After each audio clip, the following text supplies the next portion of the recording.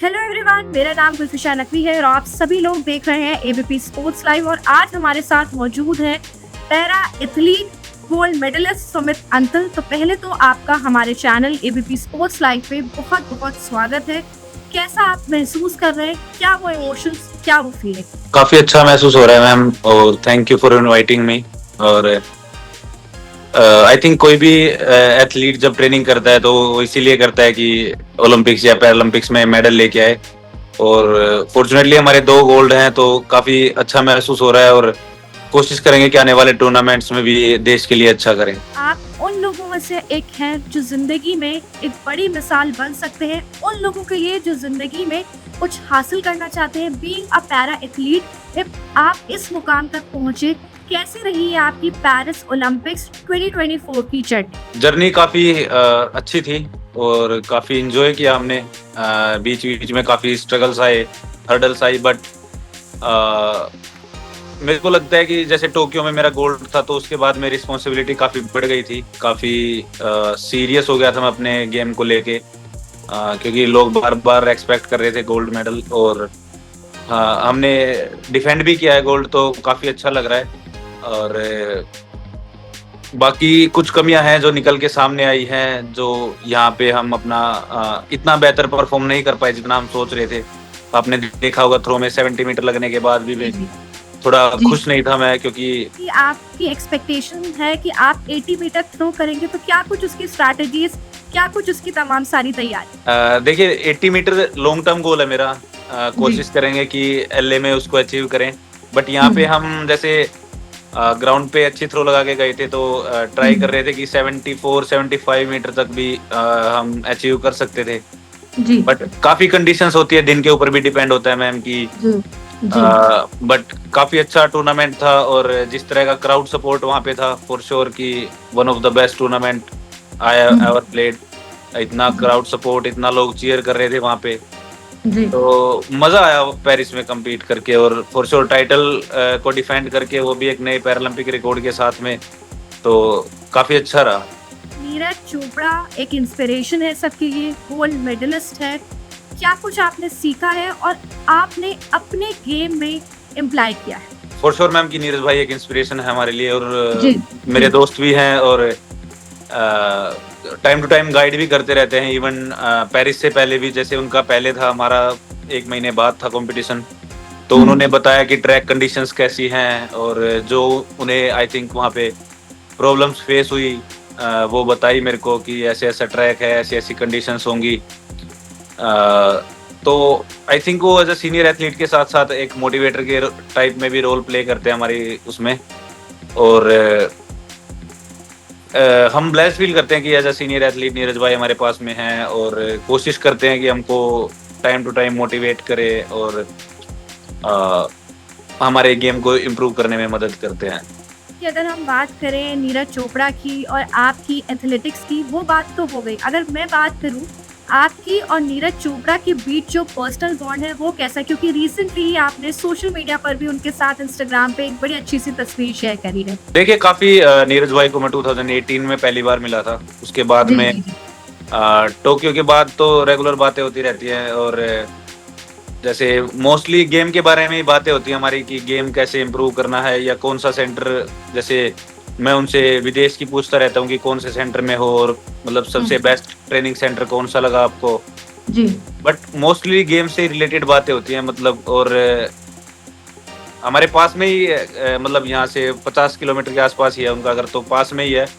और थोड़ा बहुत घर परिवार की बातें होती है, और मतलब एक तरह से भाईचारा सा है कि हाँ। और मतलब मोस्टली यही होती है कि गेम को कैसे इम्प्रूव करें और किस किस चीज में फायदा है, किस किस चीज में नुकसान हो सकता है। मोस्टली इसी बारे में बात होती है मैम। आपने टोक्यो ओलंपिक्स में गोल्ड मेडल जीता, फिर आपने पेरिस ओलंपिक्स में गोल्ड मेडल जीता और आपने अपना ही खुद का रिकॉर्ड तोड़ा, तो अपने आप में बड़ी बात है। कैसा आप महसूस करते हैं? बिल्कुल मैम, बट हालांकि हम थोड़ा और एक्सपेक्ट कर रहे थे। हम अब की बार 75 मीटर के आसपास थ्रो एक्सपेक्ट कर रहे थे, बट 70 मीटर भी काफी अच्छी थ्रो है। और बिल्कुल एक चीज वो है कि हम सही दिशा में जा रहे हैं, मतलब कम नहीं हो रहे, ज्यादा ही हो रहे हैं। तो मतलब 68 मीटर से 70 मीटर पे आए तो इम्प्रूवमेंट है। और कोशिश करेंगे कि इस इम्प्रूवमेंट को और बढ़ाएं और आने वाले टूर्नामेंट्स में इस रिकॉर्ड को दोबारा से ब्रेक करें। नवदीप सिंह की एक वीडियो जो खूब तेजी से सोशल मीडिया पे वायरल हुई थी, उससे तो आप अच्छे से वाकिफ होंगे ही, क्योंकि लगातार कोशिशों के बाद भी वो फोर्थ पे रह जाते थे। फिर उनका ये गोल्ड मेडल आया तो साफ तौर पे उनका वो अग्रेशन, उनकी वो विक्ट्री, उनका वो इंजॉयमेंट, जिस तरह से सेलिब्रेट वो कर रहे थे, साफ तौर पे झलक रहा था कि कितना ज़्यादा वो अपनी विक्ट्री से खुश हैं। और जो वो लैप कर रहे थे, बार बार फोर्थ पोजीशन पे पहुंचते थे, फिर उन्हें वो विक्ट्री मिली। सोशल मीडिया पे वो वायरल वीडियो कैसे देखते हैं आप उसे? जी हाँ। और आपका और उनका बॉन्ड मैंने देखा है, जितना मैंने जाना है, कि बहुत आप एक दूसरे से क्लोज रहे हैं, काफ़ी लंबा आपका साथ भी रहा है। तो क्या कुछ आप लोगों ने एक दूसरे से बातचीत करी थी उस वायरल वीडियो को लेकर? क्या कुछ चर्चाएं? देखिए मैम, जब मैंने गेम स्टार्ट किया था तो सबसे पहला रूम पार्टनर मेरा नवदीप था और जी, जी, लगभग जी। 2 साल हम साथ में रहे हैं, बिल्कुल एक ही रूम में और एक ही साथ ट्रेनिंग की है। तो नवदीप के साथ तो बहुत ही क्लोज रिलेशन है मेरा, एक बिल्कुल छोटे भाई की तरह है वो मेरे। और जब उसका कंपटीशन था तो मैं वहीं पे था उसको चीयर करने में, हम पूरी टीम गई हुई थी। और चलो वो वीडियो की तो मैं क्या ही बोलूं मैम, वो तो सबने देखी है, बट है नहीं वो इस तरह का, मतलब जैसा उस रील में दिखाया गया है। मैंने बहुत कम गालियां वगैरह तो बहुत कम सुनी है उसके मुंह से, और काफी अच्छा और हम्बल डाउन टू अर्थ गाय है और काफी मोटिवेटेड रहता है वो, मतलब खुद से ही खुश रहता है, मतलब उसको और देखिए, अगर नवदीप की हम बात करें तो उनको देखकर कोई सोच नहीं सकता कि ये ऐसे एथलीट है। बड़े ही पॉजिटिव, बड़े ही कॉन्फिडेंट लगते हैं और ऐसा लगता है कि अगर इनसे बातचीत होगी तो बड़ी ही हंसी मजाक होगी, अच्छा माहौल होगा। कैसे देखते हैं आप? हाँ मैम, काफी खुश मिजाज इंसान है वो, और मतलब उसके साथ में बैठते हैं तो उसको देखते ही हंसी छूट जाती है। पहली बात तो जिस तरह का वो वही मैंने आपसे बोला। जी, वाइब मेंटेन रखता है अपने आसपास में। जी। और मेरा तो भाईचारा है उसके साथ में, तो बहुत बहुत टाइम हमने साथ में बिताया, तो बट काफी पॉजिटिव इंसान है वो। और for sure as a inspiration, जिस तरह से वो निकल के आया सारे, जिस तरह से उसने ड्वार्फिज्म का मुद्दा उठाया है इवन, जी। तो आई थिंक वो एक बहुत सीखने लायक चीज है कि उसने जो चीज झेली, आगे फ्यूचर में किसी और को ना झेलनी पड़े। बिल्कुल। और फॉर श्योर कि जितने भी मतलब जो ड्वार्फ लोग हैं उनको मोटिवेशन मिलेगी, और कहीं ना कहीं वो जवाब दे सकते हैं अभी दूसरे इंसानों को जो उनको बुली करते हैं या सब कुछ। बट फॉर श्योर जिस तरह का नवदीप इंसान है, बिल्कुल सीखने लायक बंदा है वो, कि मतलब कैसे कठिन परिस्थितियों में भी, जब आपकी परिस्थिति आपके विपरीत हो, तो फिर भी खुश कैसे रह सकता है इंसान। अभी जब गोल्ड मेडल जीत के वापस आप अपनी कंट्री इंडिया लौटे तो आपकी प्राइम मिनिस्टर नरेंद्र मोदी से मुलाकात हुई, तो कैसा आप महसूस कर रहे थे? देखिए, किस तरह से आप फील कर रहे थे? क्या वो इमोशंस थे जब आप अपनी कंट्री के लिए मेडल लेकर आते हैं? वो गौरव हासिल कराना एक प्राउड मोमेंट होता है। फिर आप पीएम मोदी से मुलाकात करें, आपकी उनसे बातचीत हो, मोटिवेट करना और तमाम सारी चीज़ें, कैसा वो पल, क्या वो इमोशंस, कैसा आपको लगा? मेरे को अब भी याद है कि जब मेडल सेरेमनी होने वाली थी तो मैं ऑस्ट्रेलियन एथलीट और श्रीलंकन एथलीट आपस में बातें कर रहे थे कि वहाँ के कल्चर्स कैसे हैं, और अभी जैसे मेडल आया है तो क्या पॉलिसीज हैं और कैसे आपको ग्रीट किया जाएगा आपकी कंट्री में। तो जब मैंने उन्हें बताया कि अभी हमारे प्राइम मिनिस्टर का कॉल आने वाला है, और तो वो काफी शौक थे कि मतलब प्राइम मिनिस्टर बातें करता है एथलीट से और डायरेक्ट बातें होती हैं, तो वो बोल रहे थे कि उम्मीद है कि उनके जो वहाँ के प्रेसिडेंट प्राइम मिनिस्टर हैं वो भी इस बात को सुने और उनको मोटिवेट करें।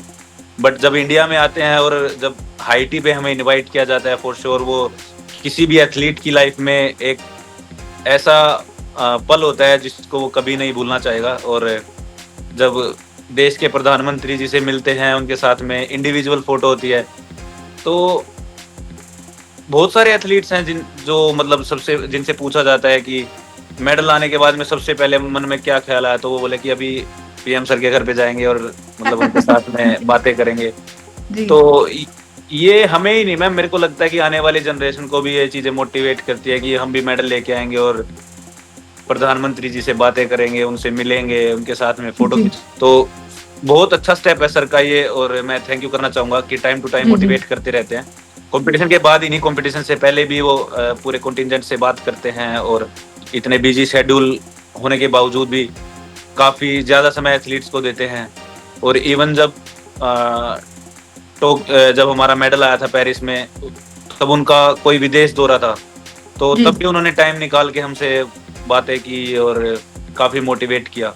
तो कोशिश करेंगे कि मैम बातें होती रहें और मेडल बिल्कुल बिल्कुल देखिए बिल्कुल बहुत अच्छी बात है वो पल, पीएम के साथ मुलाकात और तमाम सारी चीज़ें, और हम यही उम्मीद करेंगे आप ऐसे ही गोल्ड मेडल जीतते रहें, देश का नाम रोशन करते रहें, ऐसी ही उपलब्धियां हासिल करते रहें, प्राइम मिनिस्टर से मुलाकात करते रहें। और अगर मैं आगे चलते हुए आपकी बातचीत करूं आपके अवार्ड्स की, तो आपको अर्जुना अवार्ड 2021 में और 2022 में पद्मश्री अवार्ड मिल चुका है, और तमाम सारे और अवार्ड्स भी। तो अपने आप में वो अवार्ड्स हासिल करना बैक टू बैक 2 साल में, और फिर ये उपलब्धियां बहुत बड़ी बात होती है किसी भी एथलीट के लिए, किसी भी स्पोर्ट्स पर्सन के लिए। तो कैसी आपकी वो जर्नी, कैसे आपने इस बड़े अचीवमेंट को हासिल किया, क्या सारी चीजें? बिल्कुल मैम, पहला जो बड़ा अवार्ड था वो वही मेरे को माफ सबसे कीजिए, मैं बड़ा। आपको थोड़ा सा भी रोक रही हूँ। इसलिए क्योंकि आपस में देखिए आपको ये अवार्ड मिलना इतनी बड़ी बात है, अर्जुना और पद्मश्री अवार्ड मिलना बहुत बड़ी बात है। तो पहले तो इन दोनों अवार्ड्स के लिए, 2 बड़े अवार्ड्स के लिए आपको बहुत बहुत मुबारकबाद। अब आप कंटिन्यू कर सकते हैं। Thank you ma'am. और जब 2021 में मेरे को पता लगा कि जो देश का सबसे बड़ा स्पोर्टिंग अवार्ड है, बिल्कुल मेजर ध्यानचंद बिल्कुल खेल रत्न अवार्ड, वो जी मिलेगा मेरे को। तो बहुत ही मोटिवेट करती हैं ये चीजें कि हाँ, आपने देश के लिए बहुत बड़ा काम किया और इतना बड़ा अवार्ड से आप सम्मानित हो रहे हो। फिर 22 में पद्मश्री अवार्ड मिला। जी तो उस टाइम पे मेरे को लगता है कि मेरे को इन अवार्ड्स का मतलब नहीं पता था कि ये कितने बड़े अवार्ड हैं। और जी जी बट जब किसी को पता लगता है कि पद्मश्री अवार्ड ही है, खेल रत्न अवार्ड ही है, भीम अवार्ड ही है, तो जिस तरह का रिस्पेक्ट और जिस तरह का मान सम्मान मिलता है, तो और आने वाले टूर्नामेंट्स के लिए भी मैम, कि जब भी हम थोड़ा बहुत डिमोटिवेट होते हैं, तो हम अपने अवार्ड्स को, अपने जो पुराने मेडल्स हमने जीते हुए हैं उनको देखते हैं, और काफ़ी मोटिवेशन मिलता है उनसे। और कोशिश करेंगे कि जैसे पद्मश्री 22 में मिला था, तो उसके 5 साल बाद आपको पद्म भूषण मिल सकता है। तो कोशिश जी, करेंगे जी। कि 2027 में या 28 में अभी एक वो हो गया कि एक मिल गया तो फिर दूसरा भी चाहिए। जी तो टाइम टू टाइम देखते हैं, काफी मोटिवेट करती है चीजें। तो थैंक यू करना चाहूंगा मैं गवर्नमेंट का कि इतने बड़े अवार्ड से मेरे को सम्मानित किया। और देखिए बीइंग अ पैरा एथलीट, आपने बहुत मेहनत करी है, बहुत कुछ संघर्ष आपने किया है, बहुत कुछ ज़िंदगी में आपने झेला है। तो आपकी मेहनत को, आपके जज्बे को, आपके जुनून को सलाम। मैं बस जो मेरी बातचीत आपसे हो रही है, जो व्यूअर्स देखेंगे, मैं बस उनसे यही कहना चाहती हूँ कि आप लोगों के लिए बहुत बड़ी इंस्पिरेशन है। तो जो ये इंटरव्यू देखें, जो हमारी बातचीत देखें, ज़रूर आप सुमित से कुछ सीखें, क्योंकि इन्होंने ज़िंदगी में बहुत कुछ करके आज ये इस मुकाम तक पहुँचे हैं कि आज ये लाखों लोगों की इंस्पिरेशन है। Thank you so much ma'am. देखिए किसी भी एथलीट के लिए बहुत ज़रूरी होती है उसकी हेल्थ और डाइट। तो क्या कुछ आपके हेल्थ और डाइट को लेके प्लान रहते हैं? और अभी मैं देखती भी रहती हूँ सोशल मीडिया पे, इंस्टाग्राम हैंडल पे आप अपनी जिम रिलेटेड वीडियो शेयर करते रहते हैं। तो थोड़ा सा आप बताइए कि क्या कुछ आपका पूरा अपनी हेल्थ और डाइट्स को लेके प्लान रहता है, क्या कुछ आपका शेड्यूल रहता है? अब की बार तो मैम काफी स्ट्रिक्ट डाइट फॉलो की थी हमने, जैसे जैसे न्यूट्रिशनिस्ट ने बताया।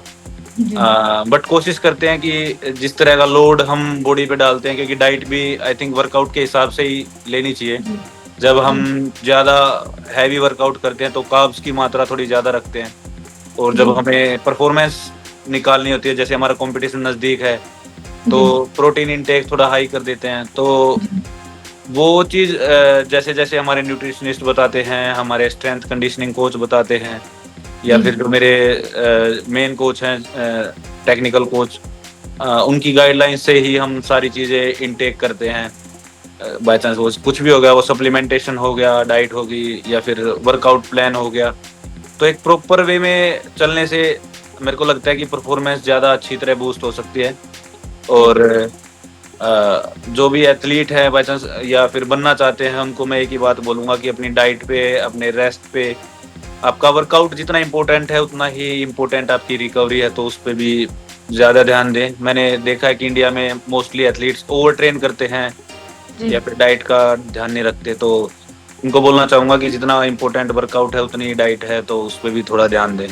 कि आपकी फादर की 2004 में डेथ हो गई थी, उसके बाद से आपकी मदर ने किस तरह से आपको सपोर्ट किया, क्या कुछ तमाम सारी चीज़ें रही हैं, बिना फादर के उन्होंने आपको इस मुकाम तक पहुंचाने में बहुत अहम रोल प्ले किया, किस तरह से आपका और उनका साथ अभी तक रहा है आपकी जर्नी में? जो भी कुछ हूँ मैं, उसमें जो सबसे बड़ा रोल है वो आई थिंक मेरी मदर का है, क्योंकि जी उन्होंने बचपन से मेरे को पाला पोसा है और जिस तरह से बड़ा किया है और जिस तरह के संस्कार मुझ में दिए हैं और मेरे को बचपन से ही मेहनत करनी सिखाई है। इवन एक्सीडेंट के बाद भी कभी भी मेरे को सिंपैथी नहीं मिली घर वालों से। घर वालों ने ऐसे ही जैसे बोलते थे कि चलो खेत में चलो काम करवाओ, तो वो चीज़ें कहीं ना कहीं एहसास दिलाती हैं कि आप अभी भी नॉर्मल हो और कर सकते हो वो सारी चीज़ें।